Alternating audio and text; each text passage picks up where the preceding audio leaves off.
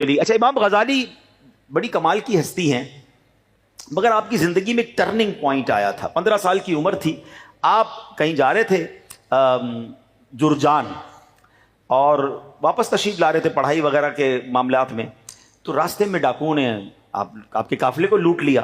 تو امام غزالی کے پاس نوٹس تھے. یہاں اسٹوڈنٹ بیٹھے ہیں تو وہ سمجھتے ہوں گے کہ جب پڑھتے ہیں یا سنتے ہیں لیکچر تو نوٹس لکھتے ہیں. ان کے بہت سارے نوٹس کی بک تھی. تو ڈاکوؤں نے جب بہت سارا سامان چھینا تو آپ کی نوٹس بک بھی لے لی. تو امام غزالی 15 سال کے تھے، آپ گئے ڈاکوؤں کے سردار کے پاس، کہتے ہیں بھائی سارے سامان سب رکھ لو، میری یہ کتابیں دے دو، میرے اس میں نوٹس ہیں، میں بہت سارا میرا علم چلا جائے گا. تو ڈاکوؤں کے سردار نے بڑی عجیب بات کہی کہ یہ کیسا علم ہے کہ نوٹس بک چلی جائیں گی تو تمہارا علم ہی چلا جائے گا، تم نے اب تک سیکھا کیا ہے؟ اب یہ بات امام غزالی کے دل پر چوٹ لگ گئی کہ بات تو یہ صحیح کہہ رہا ہے تو ڈاکو، مگر بات تو صحیح کہہ رہا ہے کہ اگر میری نوٹ بک چلی جائے تو میرا علم بھی چلا جائے، تو میں نے پھر کیا سیکھا ہے؟ بس اب آپ کو بات سمجھ آ گئی. اب آپ نے جتنا بھی اس کے بعد علم سیکھا وہ سارا کا سارا زبانی یاد کر لیا، سارا حفظ کیا تاکہ کتاب نہ بھی بچے تو علم سینے میں محفوظ ہو جائے. تو سبحان اللہ، اس قدر عظیم ہستی ہیں اور علم کا ایسا سمندر، تصوف کے اتنے بڑے امام بنے کہ سبحان اللہ رہتی دنیا آپ کو امام تصوف کہتی ہے. کیسی عظیم کتاب ہے جس کو آج بھی پڑھیں تو عقل حیران ہو جاتی ہے، اور اس کتاب کا نام ہے احیاء العلوم. احیاء العلوم کی تعریف بڑے بڑے اولیاء کرام اپنے زمانے کے بڑے بڑے صوفیہ کرتے رہے. اور سبحان اللہ اس کتاب کی اہمیت کو ذرا امیر اہل سنت کے الفاظ کے ذریعے سمجھیے. شیخ طریقت امیر اہل سنت بانی دعوت اسلامی امام غزالی اور ان کی کتاب احیاء العلوم کے بارے میں کیا فرماتے ہیں؟ آپ فرماتے ہیں کہ الحمدللہ جہاں میرے آقا اعلیٰ حضرت امام اہل سنت مولانا الشاہ امام احمد رضا خان علیہ رحمت الرحمان کا عقائد و اعمال کی پختگی کے معاملے میں مجھ پر فیضان ہے، وہاں باطن کی اصلاح میں حجت الاسلام سیدنا امام محمد بن محمد غزالی کا مجھ پر بڑا احسان ہے. امام غزالی کی منہاج العابدین اور احیاء العلوم وغیرہ پڑھتے ہوئے بارہا ایسا محسوس ہوتا ہے گویا مجھے ہی کان پکڑ کر سمجھا رہے ہیں کہ بڑا نیک بنا پھرتا ہے، ذرا اپنے آپ کو تو دیکھ، تجھ میں تو یہ بھی خرابی ہے، تیرے اندر تو وہ بھی برائی ہے. نیز جب بھی پڑھو ایسا لگتا ہے کہ روح کو نئی نئی غذائیں مل رہی ہیں. ان کی کتب ایک آدھ بار پڑھ کر رکھ دینے والی نہیں، زندگی کے آخری سانس تک پڑھے جانے کے لائق ہے. سرکار اعلیٰ حضرت اور امام غزالی کی مبارک کتابیں اگر مطالعے میں نہ آتی تو شاید میں برباد ہو جاتا. خدا کی قسم حجت الاسلام امام بن محمد غزالی نے احیاء العلوم لکھ کر امت پر احسان عظیم فرمایا ہے. اب آگے فرماتے ہیں دعوت اسلامی کے تمام جامعات المدینہ اور مدارس المدینہ کے جملہ اساتذہ، ناظمین و ناظمات، طلباء اور طالبات، سبھی مبلغین و مبلغات، تمام اسلامی بھائیوں اور اسلامی بہنوں کی نیز مدنی چینل کے ناظرین کی خدمات میں میری دست بستہ مدنی التجا ہے. یہ کون کہہ رہا ہے؟ وقت کے امام ہمارے امیر اہل سنت کہہ رہے ہیں کہ میری التجا ہے کہ احیاء العلوم کا مطالعہ نہ کیا ہو تو پہلی فرصت میں فرما لیں. اللہ تعالیٰ ان کے مزار پر کروڑوں رحمتوں کی بارش نازل فرمائے اور ان کے فیوز و برکات سے ہمیں مالا مال فرمائے. امام غزالی کی ابھی بات ہو رہی تھی نا، آپ کا بھی ایک فرمان سنیے. آپ کہتے ہیں علم کامیابی کی بنیاد اور دین کا کتب ہے. سبحان اللہ، علم کے بغیر کامیابی نہیں ملتی. آپ کو پتہ ہے اس دنیا میں سب سے پہلے جس انسان کی تخلیق کی گئی حضرت آدم علیہ نبینا علیہ الصلوۃ والسلام. ٹھیک ہے، ہم آدمی کیوں کہلاتے ہیں؟ کہ حضرت آدم کی اولاد ہیں. اور آپ کو پتا ہے حضرت آدم کو اللہ نے کیسا علم دیا؟ آپ کو فرشتوں سے سجدہ کروایا گیا. ایک بڑی ڈیبیٹ ہے قرآن میں، بڑی تفصیل ہے کہ اللہ نے جو فرشتوں سے مکالمہ کیا، فرشتے کہنے لگے اے اللہ تو اس کو خلیفہ بنائے گا جو زمین پر جا کر اس کی قوم، اس کی جو اولاد ہے وہ قتل و غارت گری کرے گی. اللہ پاک نے فرمایا میں وہ جانتا ہوں جو تم نہیں جانتے. اور پھر رب نے کچھ اشیاء کے نام پوچھے کہ بتاؤ اس کے نام کیا ہیں. کچھ علوم کے سوالات ہوئے، فرشتے جواب نہ دے سکے. عرض کرتے مولا ہم تو وہی جانتے ہیں جو تو نے ہمیں بتایا ہے. اللہ نے پھر حضرت آدم کو علم عطا فرمایا. کتنا علم عطا فرمایا؟ قرآن کہتا ہے وَعَلَّمَ آدَمَ الْأَسْمَاءَ كُلَّهَا، اور اللہ تعالیٰ نے آدم کو تمام اشیاء کے نام سکھا دیے. کیسا علم تھا؟ اللہ اکبر. ذرا سنیے گا، ایمان تازہ ہو جائے گا کہ علم کتنا تھا. حضرت آدم علیہ الصلوۃ والسلام کا علم شہرائے آفاق تفسیر قرآن روح البیان میں موجود ہے. جو مفسر قرآن شیخ اسماعیل حقی رحمۃ اللہ تعالیٰ نے لکھا، اللہ تعالیٰ نے حضرت آدم علیہ السلام کو تمام چیزوں کے نام تمام زبانوں میں سکھا دیے، اور ان کو تمام ملائکہ کے نام، تمام اولاد آدم کے نام، تمام حیوانات، نباتات، جمادات کے نام، ساری دنیا کی بستیوں کے نام، پرندوں کے نام، تمام درختوں کے نام، آئندہ عالم میں وجود میں آنے والے سب کے نام، قیامت تک پیدا ہونے والے تمام جانداروں کے نام، تمام کھانے پینے کی چیزوں کے نام، جنت کی تمام نعمتوں کے نام، تمام چیزوں اور سامانوں کے نام، یہاں تک کہ پیالہ اور پیالی کے نام۔ اللہ اکبر! اور یہ کتنی زبانوں میں؟ حدیث پاک میں آتا ہے کہ اللہ نے حضرت آدم علیہ السلام کو 7 لاکھ زبانیں سکھائی تھیں۔ اللہ اکبر! ہیں یہ علم ہے کہ پھر حضرت آدم کو فرشتے سجدہ کر رہے ہیں، وہ فرشتے جو معصوم ہیں وہ انسان کو سجدہ کر رہے ہیں۔ اس کی ایک وجہ علماء نے لکھی کہ وہ علم تھا جو حضرت آدم علیہ السلام کو رب نے عطا فرمایا۔ علم سے آدمی بلند ہوتا ہے، علم سے اس کا مرتبہ بڑھتا ہے۔ اب ایک عشق والی بات بھی سن لو، حضرت آدم کو کتنا علم دیا، each and everything in the universe, کائنات کی ہر چیز کا نام، تمام انسانوں کے، تمام جانوروں، تمام پرندوں، ہر درخت کا نام، اور جو نہیں آئے دنیا میں ان کا بھی نام، جنت کی تمام نعمتوں کے نام 7 لاکھ زبانوں میں سکھائے۔ اب سوال میرا یہ ہے، ذرا جھوم جاؤ کہ جب حضرت آدم کے علم کا عالم یہ ہے تو آدم کے بھی آقا جناب رسول اللہ، اللہ کے حبیب صلی اللہ علیہ وسلم کے علم کا عالم کیا ہوگا؟ ہیں میرے آقا تو سب سے افضل ہے نا، وہ تو سب کے آقا ہیں۔ جب حضرت آدم کے علم کا عالم یہ ہے تو مصطفیٰ کریم کے علم کا عالم کیا ہوگا؟ پھر کیوں نہ بریلی کے تاجدار کہیں سر عرش پر ہے تیری گزر، دل فرش پر ہے تیری نظر، سر عرش پر ہے تیری گزر، دل فرش پر ہے تیری نظر، ملکوت و ملک میں کوئی شے نہیں وہ جو تجھ میں عیاں نہیں، میں نثار تیرے کلام پر ملی یوں تو کس کو زبان نہیں، وہ سخن ہے جس میں سخن نہ ہو، وہ بیاں ہے جس کا بیاں نہیں۔ میرے آقا جب گفتگو کرتے تھے بڑے بڑے عرب کے انٹلیکچوئلز، بڑے بڑے اس زمانے کے فصحاء بلغاء بیٹھتے تھے، مگر جب نبی پاک کلام فرماتے ان کا عالم کیا ہوتا؟ اعلی حضرت لکھتے ہیں آقا تیرے آگے یوں ہیں دبے لچے، فصحاء عرب کے بڑے بڑے تیرے آگے یوں ہیں دبے لچے، فصحاء عرب کے بڑے بڑے کوئی جانے منہ میں زبان نہیں بلکہ جسم میں جان نہیں۔ کیسا علم تھا میرے آقا کا؟ لوگ کہتے علم غیب تھا کہ نہیں، نبی پاک کے پاس کتنا علم تھا، میں اور آپ ہوتے کون ہیں چیک کرنے والے؟ سیدی اعلی حضرت نے پنجابی میں کہتے ہیں نا گلی مکا دی۔ مجھے ایک بات بتائیں، چلے آپ کو لاجیکلی ایک مسئلہ حل کر دیتا ہوں۔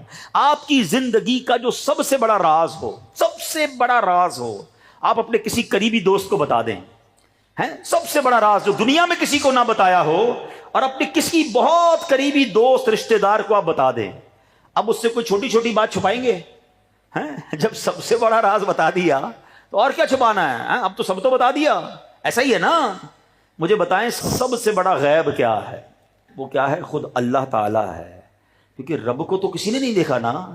حضرت آدم سے لے کر حضرت عیسیٰ علیہ السلام تک کم و بیش جتنی بھی 1,24,000 کم و بیش جتنے انبیاء ہیں سب اللہ کی بات کرتے رہے، اپنی آنکھوں سے، سر کی آنکھوں سے رب کو کسی نے نہیں دیکھا تھا۔ سب سے بڑا غیب خود رب العالمین ہے، ایسا ٹھیک ہے؟ بات سمجھیے گا۔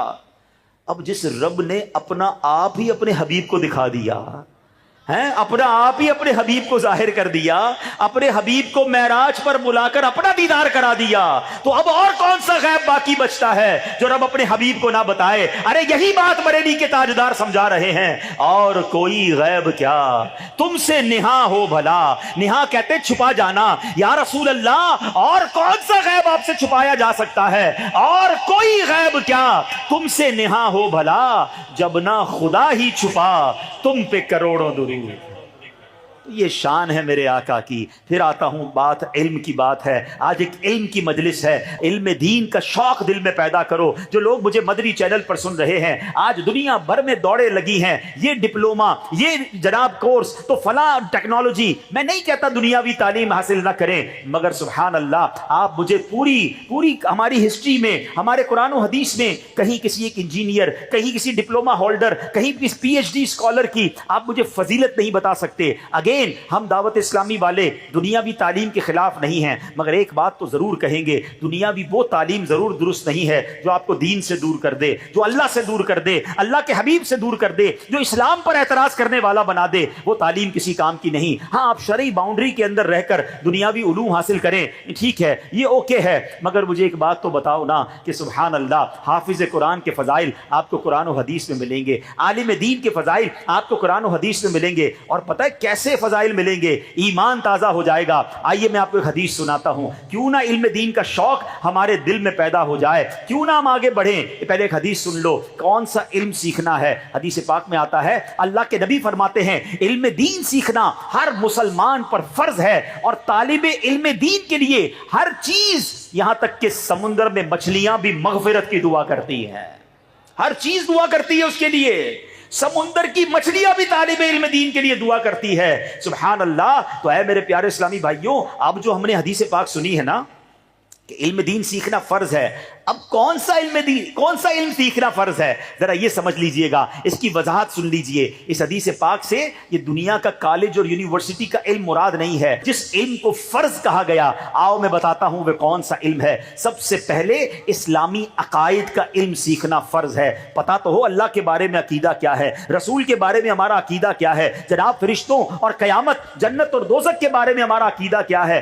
آج تو عقائد ہی نہیں پتا، جس کی بات سنے کنفیوز ہو جاتے ہیں۔ اپنا عقیدہ مضبوط کرو، اپنے عقائد مضبوط کرو، یہ سب سے پہلا فرض ہے۔ آگے چلیے، فرمایا اس کے بعد نماز کے فرائض اور شرائط اور مفسدات، یعنی جن سے نماز درست ہو جاتی ہے، جن چیزوں سے نماز ٹوٹ جاتی ہے، اس کا علم سیکھنا فرض ہے۔ رمضان مبارک کی تشریف آوری ہو جائے تو جس پر روزے فرض ہو اس پر روزوں کا علم سیکھنا ضروری ہو جاتا ہے، جس پر زکوٰۃ فرض ہو اس پر زکوٰۃ کے ضروری مسائل سیکھنا فرض ہے۔ اسی طرح حج فرض ہو جائے تو حج فرض ہونے کی صورت میں حج کا علم سیکھنا فرض ہے۔ نکاح کرنا چاہے تو نکاح کا علم سیکھنا ضروری ہے۔ تاجر کے لیے تجارت کا علم سیکھنا ضروری ہے۔ خریدار اگر کوئی خریداری کرنے جاتا ہے، خریداری کے احکام سیکھنا ضروری ہے۔ نوکری کرنے والے کو نوکری کا علم ضروری ہے۔ نوکر رکھنا ہے، اجارے کا علم سیکھنا ضروری ہے۔ سبحان اللہ۔ تو پتہ یہ چلا ہر مسلمان عاقل و بالغ مرد و عورت پر اس کی موجودہ حالت کے مطابق مسئلے سیکھنا فرض عین ہے۔ اب ذرا غور کیجئے، آج موبائل بیٹھ کر گھنٹوں سوشل میڈیا پہ نکل جاتے ہیں، پتہ نہیں کیا کیا دماغ میں آ رہا ہے، وہ نالج آ رہی ہے جس کی ضرورت نہیں ہے، ان نون نالج دماغ میں گھس رہی ہے۔ ہمیں کیا پڑی برازیل میں آج کیا ہوا، آج امریکہ کے ریگستان میں کیا ہوا، ہمیں کوئی ضرورت نہیں ہے سیکھنے کی، لیکن چونکہ فیس بک کھول کے بیٹھے ہیں، سوشل میڈیا کھلا ہوا ہے، دنیا بھر کی خطرناک خبریں ہوں، اچھی خبریں ہوں، بری خبریں ہوں، خواہ خواہ ہمیں مل رہی ہیں، جس کی ہمیں ضرورت نہیں ہے، مگر نماز پڑھنی ہے وہ نہیں آتی، وضو کرنا ہے وہ نہ سیکھا، پاک ہونے کے لیے غسل نہ سیکھا، گھر میں جنازہ ہو جائے جنازہ پڑھنا نہیں آتا، ہمارے گھر میں میت ہو جائے میت کو غسل دینا نہیں آتا، تجارت بچپن سے کر رہے ہیں، تجارت کے اصول نہیں سیکھے، مگر گھنٹوں چائے کے ہوٹل پر بیٹھ کر دنیا بھر کی بحث کر رہے ہوں گے، ایسا لگتا ہے ملک کا سارا نظام ہی ہم چلا رہے ہیں، مگر جو فرض علوم تھے، جو سیکھنا ضروری تھا، وہ ہم نہیں سیکھ رہے۔ خدا را ایسی زندگی نہ گزاریں، علم سے اتنا دور نہ رہیں، کہیں ایسا نہ ہو اللہ کی بارگاہ میں جواب دینا بھاری پڑ جائے۔ اب آئیے میں آپ کو بتاتا ہوں ہمارے اسلاف کس قدر علم دین سے محبت کرتے تھے، کیسا شوق تھا، کتنا ٹریول کرتے تھے۔ کمال کی حدیث سنیے گا، حضرت کثیر بن قیس رحمت اللہ تعالی علیہ فرماتے ہیں، میں دمشق کی مسجد میں صحابی رسول حضرت ابو دردہ رضی اللہ عنہ کی خدمت میں حاضر تھا۔ اس وقت ایک شخص آیا، عرض کی کہ اے ابو دردہ، مجھے معلوم ہوا ہے کہ آپ رسول پاک علیہ الصلوۃ والسلام سے کوئی حدیث روایت کرتے ہیں، میں وہ حدیث سیکھنے کے لیے مدینہ منورہ سے آیا ہوں۔ تھوڑا ڈسٹنس سمجھیے گا، مدینے سے شام دمشق، کس لیے؟ ایک حدیث۔ حضرت ابو دردہ کو ایک حدیث کا علم تھا، وہ مدینے سے چلے دمشق پہنچ گئے، کیا سنا ایک حدیث آپ بیان کرتے، میں آپ سے وہ حدیث سننے آیا ہوں۔ تو حضرت ابو دردہ کہتے ہیں کیا تم تجارت کے لیے نہیں آئے؟ ہو سکتا ہے تم بزنس کے لیے آئے ہو، ضمناً مجھ سے حدیث سننے آ گئے۔ کہتے نہیں، کہ تجارت کے علاوہ پھر کوئی اور کام ہوگا تمہیں؟ کہتے نہیں، میں صرف حدیث رسول آپ سے سننے آیا ہوں، میرا کوئی اور مقصد نہیں ہے۔ اللہ اکبر۔ اس شخص کی قسمت پر ناز آتا ہے، اس کو حضرت ابو دردہ نے حدیث پتہ ہے کون سی سنائی؟ آئے ہائے، یعنی وہ جو کام کر کے آئے تھے نا، گویا اس حدیث میں اسی کا انعام سنا دیا۔ حضرت ابو دردہ کہتے ہیں میں نے اللہ پاک کے آخری نبی رسول عربی صلی اللہ تعالی علیہ وسلم کو فرماتے سنا ہے، علم دین سیکھنے کے لیے جو کسی رستے پر چلے، اللہ پاک اس کے لیے جنت کا راستہ آسان فرما دیتا ہے۔ بے شک فرشتے طالب علم دین سے خوش ہو کر اس کے لیے اپنے پر بچھا دیتے ہیں. بے شک زمین و آسمان کی تمام مخلوق یہاں تک کہ پانی میں مچھلیاں بھی طالب علم دین کے لیے دعائے مغفرت کرتی ہیں. بے شک عالم کی فضیلت عبادت گزار پر ایسی ہی ہے جیسی 14ویں رات کے چاند کی فضیلت ستاروں پر. بے شک علماء انبیاء کے وارث ہیں. بے شک انبیاء کرام ورثے میں درہم و دینار یعنی دولت نہیں چھوڑتے. انبیاء کرام تو ورثے میں صرف علم چھوڑتے ہیں. بس جس نے علم دین حاصل کیا اس نے بڑا حصہ حاصل کر لیا. کیسی حدیث ہے یار، ذرا غور تو کرو. فرشتے پر بچھاتے ہیں طالب علم دین کے لیے. علماء کو انبیاء کا وارث کہا گیا. مگر آج سب کچھ کرنا ہے، علم نہیں سیکھنا ہے. آپ کو اندازہ نہیں ہے، یہ پتہ ہے کون نہیں سیکھنے دیتا ہمیں؟ شیطان مردود جو ہے نا، یہ کبھی بھی نہیں چاہے گا آپ عالم بن جائیں. شیطان سے سب سے بہترین مقابلہ پتہ ہے کون کرتا ہے؟ یا دوسرے لفظوں میں شیطان پر سب سے زیادہ بھاری کون ہے؟ سب سے زیادہ شیطان پر بھاری عالم دین ہوتا ہے. اب اس کو اس طرح سمجھیے، ایک روایت آتی ہے کہ شیطان جو ہے وہ اپنے چیلے چپاٹے ہیں ان کا سمندر پر روزانہ شام ایک اجلاس کرتا ہے، تخت بچھتا ہے. ابلیس کا تخت لگتا ہے. تو اعلیٰ حضرت نے ملفوظات اعلیٰ حضرت میں لکھا کہ شیطان اپنے چیلوں کے ساتھ جمع تھا اور ہر چیلے نے کھڑے ہو کر کارکردگی دینا شروع کی کہ میں نے ایک فلاں کو شراب پلا دی، کوئی کہتا ہے میں نے چوری کروا دی، کوئی کہتا ہے میں نے معاذ اللہ بدکاری کروا دی. بڑے بڑے گناہ بتا رہے تھے. شیطان سنتا، وہ بیٹھ جاتا. ایک چیلا کھڑا ہوا کہ میں نے ایک طالب علم کو مدرسے جانے سے روک دیا، اس کو علم دین حاصل نہیں کرنے دیا. شیطان کھڑا ہوا، اس کو سینے لگا لیا. تو اس کے چیلوں نے کہا کہ ہم نے اتنے بڑے بڑے گناہ کروا دیے، آپ نے ہمیں کوئی شاباش نہیں دی. یہ صرف ایک بچے کو مدرسے جانے سے روکا اس نے، اتنی بڑی شاباش. شیطان کہتا چلو میں تمہیں بتاتا ہوں کہ طالب علم دین ہوتا کیا ہے. انسانی صورت میں شیطان زمین پر آیا اپنے چیلوں کو لے کر، ایک مسجد کے کنارے کھڑا ہو گیا. ایک بندہ تہجد کا وقت تھا، عابد کہتے ہیں عبادت گزار کو، اور ایسا عابد جس کے پاس علم نہ ہو. کئی لوگ نمازی ہوں گے، یہاں پر بھی ہوں گے، مجھے سن بھی رہے ہوں گے، 20 سال سے نماز پڑھ رہے ہیں مگر نماز صحیح پڑھنا نہیں آتی، تلاوت صحیح نہیں آتی، وضو ٹھیک نہیں ہوتا. اور پھر کہتے بھی ہوتے ہیں یار پتہ نہیں نماز پڑھتے ہیں دعائیں قبول نہیں ہوتی، دل میں وہ نور داخل نہیں ہوتا، وہ برکت نہیں ملتی. حضرت آپ نے نماز سیکھی کہاں پر؟ آپ کو نماز کے فرائض معلوم، نماز کی شرائط معلوم، نماز کے واجبات کچھ بھی نہیں.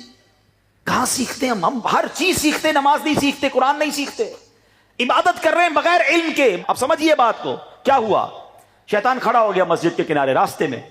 ایک عابد جو عالم نہیں تھے، عبادت گزار تھے، تہجد کا وقت، تہجد پڑھنے نکلے گھر سے. سوچئے گا، فرق دیکھیے گا. شیطان نے روکا کہ حضرت وہ ایک سوال پوچھنا ہے آپ سے. کہ پوچھو. کہ حضرت یہ شیشی میرے ہاتھ میں ہے، بتائیے کیا اللہ پاک اس پوری دنیا کو اس شیشی میں داخل کر سکتا ہے، اس شیشی سے گزار سکتا ہے؟ وہ عابد تھے نا، عالم نہیں تھے، علم تو نہیں حاصل کیا تھا. عقل سے سوچنے لگے. کہتے شیشی تو بہت چھوٹی ہے، دنیا بہت بڑی ہے، کیسے اس میں داخل ہوگی؟ کہ بس حضرت یہی پوچھنا تھا، جائیے جتنی کرنی ہے عبادت کیجیے. آپ سمجھ رہے بات کو؟ اس بندے نے علم نہ ہونے پر اللہ کی قدرت کا انکار کر دیا. ایمان ہی چلا گیا نا. اب کرتا رہے تہجد، پڑھتا رہے سجدے، کچھ نہیں ملنا. اگر ایمان نہیں تو عبادت میں کیا کام آنا ہے؟ شیطان نے کہا جائیے حضرت پڑھیے تہجد. تھوڑی دیر ہوئی تو اب فجر کا وقت ہو گیا. ایک عالم دین آئے، تہجد نہیں پڑھی ہے. کچھ لوگ سمجھتے ہیں بھائی او ہو تہجد گزار ہے، تہجد گزار ہے، علم ہے کہ نہیں؟ فرض پڑھنے والا بعض اوقات تہجد گزار سے آگے بڑھ جاتا ہے جب علم کے ساتھ پڑھ رہا ہوتا ہے. وہ علم کے ساتھ عالم دین فجر پڑھنے آئے. شیطان نے کہا حضرت ایک مسئلہ پوچھنا ہے. کہ جلدی پوچھو، نماز کا ٹائم ختم ہونے والا ہے. کہ حضرت یہ شیشی میرے ہاتھ میں ہے، بتائیے یہ اتنی بڑی دنیا اللہ اس شیشی سے گزار سکتا ہے؟ عالم دین کہتے ہیں مردود تو مجھے شیطان معلوم ہوتا ہے، یہ شیشی تو بہت بڑی ہے، میرا رب چاہے تو سوئی کے ناکے سے اس ایسی کروڑوں کائنات گزار سکتا ہے. ان اللہ علی کل شیء قدیر، کہا نا رب نے قرآن میں. پڑھو گے تو پتہ چلے گا نا، ورنہ شیطان ایمان لے جائے گا. آج بھی گھوم رہے ہیں، آج بھی شیطان کے چیلے چپاٹے گھوم رہے ہیں. کوئی ٹی وی پر، کوئی سوشل میڈیا پر طرح طرح کے لباس پہن کر ماڈرن اسلام بیان کر رہے ہیں. لوگ سن رہے ہیں واہ بھائی کمال کا اسلام آ گیا، موسیقی بھی جائز کر دی، پردہ بھی ضروری نہیں ہے. عجیب عجیب انٹرپریٹیشن اسلام کی ہو رہی ہے اور نوجوان انجوائے کر رہے ہیں. اللہ کے بندو کس سے اسلام سیکھ رہے ہو؟ پہلے یہ تو سوچو اس نے کہاں سے دین سیکھا ہے. ہمیشہ یاد رکھیں. مجھے ایک بات بتائیں، آپ کو گھر بنانا ہو، کس سے بنواتے ہو؟ آپ کا ایک موچی ہو علاقے میں بڑے اچھے جوتے سیتا ہے، آپ کہیں یار جوتے بڑے اچھے سیتا ہے، ایسا کرتے گھر بھی اسی سے بنا لیتے ہیں. کوئی کہے گا پاگل ہو گئے. نہیں یار، میں جب بھی جوتے لے کے جاتا ہوں بالکل فرسٹ کلاس جوتے بنا دیتا ہے، میرا گھر بھی صحیح بنائے گا. او بھائی، موچی کا کام جوتے بنانا اور بلڈر کا کام گھر بنانا ہے. اچھا، بلڈر نے گھر بنا دیا، آپ نے کہا یار کمال کا گھر بنایا ہے، ایسا کرتا ہوں میں اپنا پیٹ خراب ہو گیا دوائی بھی بلڈر سے لے لیتا ہوں. لوگ کہیں گے بھائی بلڈر کا کام گھر بنانا ہے، دوائی دینا ڈاکٹر کا کام ہے. ایسا ہی ہے نا. چلے ڈاکٹر کے پاس گئے، ڈاکٹر صاحب نے دوائی دے دی، بالکل ٹھیک ہو گیا پیٹ. یار ڈاکٹر بہت اچھا ہے، اب ایسا کرتا ہوں میٹرک کی تعلیم بھی اسی سے لے لیتا ہوں، بچوں کو کہتا ہوں اسی سے پڑھ لو. بھائی ڈاکٹر نے ڈاکٹری پڑھی ہے، استاد نہیں ہے، اسکول نہیں ہے اس کے پاس. اسکول کے لیے بچوں کو اسکول بھیجیں. ہر چیز میں عقل چلتی ہے. ہاں یار، ڈاکٹر سے دوائی لینی ہے، موچی سے جوتا سلوانا ہے، گوشت والے سے گوشت لینا ہے، دودھ نہیں لینا، دودھ والے سے دودھ لینا ہے، گھر بلڈر سے بنانا ہے، سب چیزیں سیکھ لی ہیں. دین جو سکھائے اس سے سیکھ لینا ہے. اتنا مظلوم ہو گیا میرا اسلام کہ جس کی مرضی وہ دین کی انٹرپریٹیشن کرے اور لوگ سننا شروع کر دیتے ہیں. ایسا نہ کریں. علم دین ضرور حاصل کریں، مگر مستند عاشق رسول عالم دین سے حاصل کریں تاکہ وہ آپ کو صحیح علم دین سکھائے. دیکھیں نا، ایمان ہی چلا گیا نا. اب شیطان نے سکھایا اپنے چیلوں کو کہ دیکھو مدرسے سے روکنا کتنا کمال تھا، کہ مدرسے سے روک لیا تو اب یہ بندہ دین سے دور ہو جائے گا. آج کچھ لوگ ہیں جو لوگوں کو علماء سے روک رہے ہیں، آج کچھ لوگ ہیں جو لوگوں کو دینداروں سے روک رہے ہیں کہ نہیں جناب مولویوں سے علماء سے بات نہ کرو، خود علم دین سیکھ لو. ارے بھائی، کبھی میٹرک کے اسٹوڈنٹ کو کہا کہ کوئی ضرورت نہیں اسکول جانے کی، خود علم حاصل کر لو. کبھی ڈاکٹر سے کہا کتابیں پڑھ کر خود علاج شروع کر دو. کبھی بلڈر سے کہا کہ جناب خود کتاب پڑھ کے گھر کھڑا کرنا شروع کرو. ہر چیز میں ڈگری چاہیے. وہ سمجھ آتی ہے عالم دین کی ڈگری تمہیں کیوں چبھ رہی ہے. سمجھو اس بات کو. سونا جنگل، رات اندھیری، چھائی بدری کالی ہے. میرے اعلیٰ حضرت نے 100 سال پہلے کہا تھا اور آج یہ بات ثابت ہو رہی ہے کہ کچھ لوگ ایمان کے ڈاکو بن کر پھر رہے ہیں اور بھولا بھالا مسلمان چونکہ خود علم دین سے دور ہے، خود علماء سے دور ہے، اس لیے ان کے چنگل میں پھنس رہا ہے. اپنے آپ کو مربوط کرو علماء دین کے قدموں سے، ان کے دامن سے وابستہ ہو جاؤ، پھر کوئی ڈاکو تمہارا ایمان نہیں چھین سکے گا. اعلیٰ حضرت نے کیا کہا؟ سونا جنگل، رات اندھیری، چھائی بدری کالی ہے. سونے والو جاگتے رہیو، چوروں کی رکھوالی ہے. اعلیٰ حضرت کہتے ہیں آنکھ سے کاجل صاف چرا لیں، یہاں وہ چور بلا کے ہیں. آنکھ سے کاجل کیسے چوری ہو سکتا ہے؟ ایسا کیسا چور؟ کہا ایسا چور ہے پتہ بھی نہیں چلے گا، تمہارا ایمان چھین کے چلا جائے گا. تمہیں لگے گا دین کی بات کر رہا ہے، تمہیں لگے گا اللہ کی بات کر رہا ہے، تمہیں لگے گا حدیث تو سنا رہا ہے، تمہیں لگے گا رسول کی بات ہو رہی ہے. نہیں جناب، ارادہ کچھ اور ہے. پہلے تمہیں علماء سے توڑے گا، پہلے تمہیں اولیاء سے توڑے گا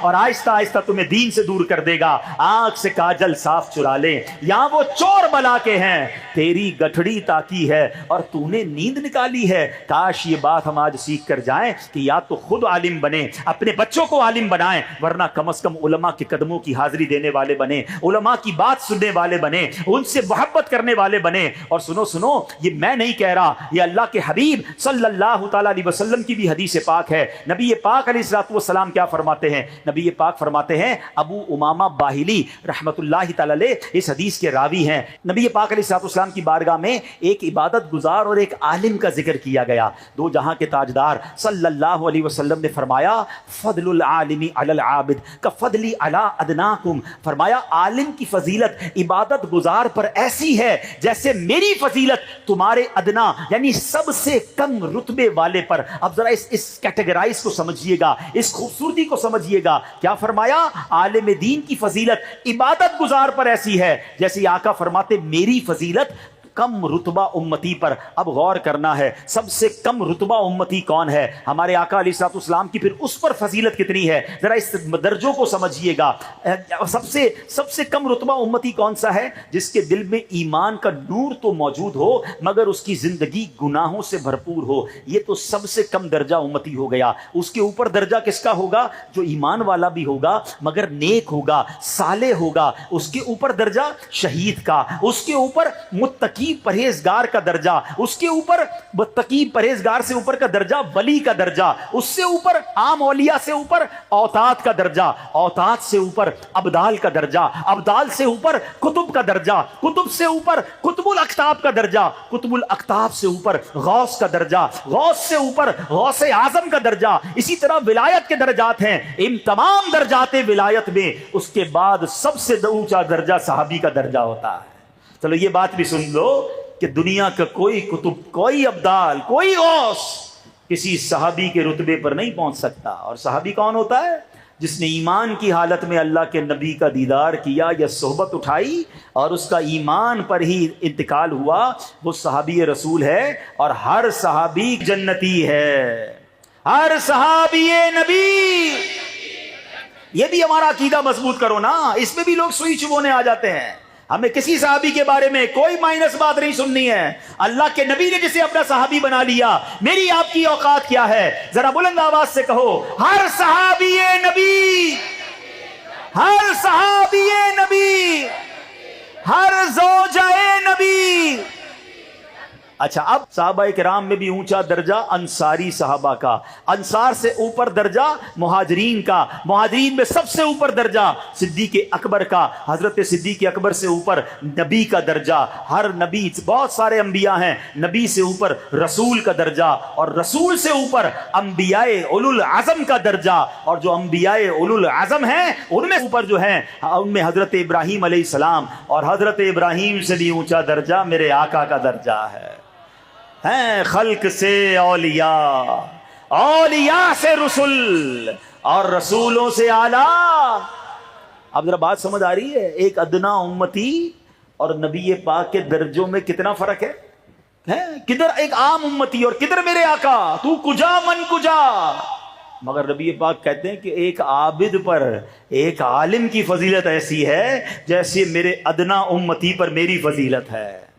کیوں نہ علماء کی عزت کریں، کیوں نہ علماء سے مربوط رہیں۔ عاشق رسول، صحیح العقیدہ عالم دین ہو، پھر وہ ہمارے سر کا تاج ہے، اس کی عزت کرنی ہے۔ اور کیوں نہ خود عالم دین بنے، کیوں نہ ہمارے خاندان میں کوئی عالم دین ہو۔ آپ کو پتا ہے قیامت کے دن جب لوگ جنت میں جائیں گے نا، علماء کو روک لیا جائے گا، کہا جائے گا رکیے اور لوگوں کی شفاعت کیجیے، انہیں بھی اپنے ساتھ جنت میں لے جائیے۔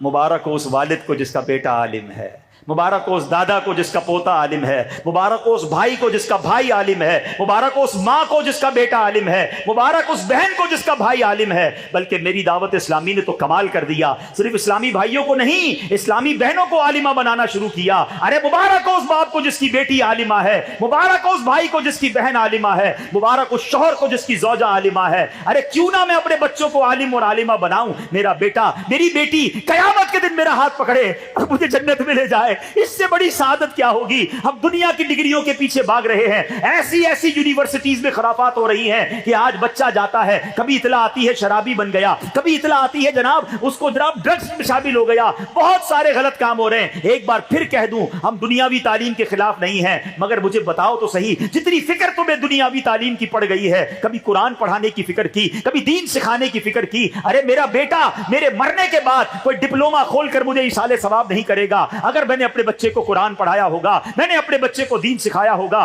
وہ قرآن پڑھ کر مجھے ایصال ثواب کرے گا۔ ارے میرے بیٹے کو جنازہ پڑھنا آئے گا تو میرا جنازہ پڑھائے گا۔ ایک والد کا حق ہے کہ اس کا بیٹا اسے جنازہ پڑھائے۔ سبحان اللہ، ہم نے یہ منظر اپنی آنکھوں سے دعوت اسلامی کے ماحول میں دیکھا ہے کہ سبحان اللہ، بیٹا عالم دین ہے، والد کا انتقال ہوتا ہے، بیٹا جنازہ پڑھاتا ہے۔ ارے اس باپ کے لیے اس سے بڑی خوش قسمتی کیا ہے کہ اس کا بیٹا اپنے والد کا جنازہ پڑھائے۔ بناؤ اپنے بچوں کو عالم، بناؤ اپنی بچیوں کو عالمہ، اور پھر دیکھو دنیا اور آخرت کی تمہیں کیسی برکتیں ملتی ہیں۔ یہ نہ گھبرانا کہ دنیا میں پیچھے رہ جائیں گے، ارے جو اللہ کو راضی کرتا ہے اللہ اسے راضی کر دیتا ہے۔ اور یہ روایتیں بھی ملتی ہیں کہ رب کریم کیسے اسے عطا فرماتا ہے۔ میں ان طلباء سے بھی بات کرنا چاہوں گا جو درس نظامی کرتے ہوئے ڈی مورلائز ہو جاتے ہیں، ان علماء سے بات کرنا چاہوں گا جو درس نظامی کرنے کے بعد بھی شیطان کے وسوسوں کا شکار ہوتے ہیں۔ میں آپ کو آپ کے نبی کی حدیث سنانے جا رہا ہوں۔ اللہ کے حبیب علیہ الصلوۃ والسلام فرماتے ہیں جو بندہ دین کی سمجھ بوجھ حاصل کرتا ہے، اللہ پاک اس کے غموں اور پریشانیوں کو کافی ہو جاتا ہے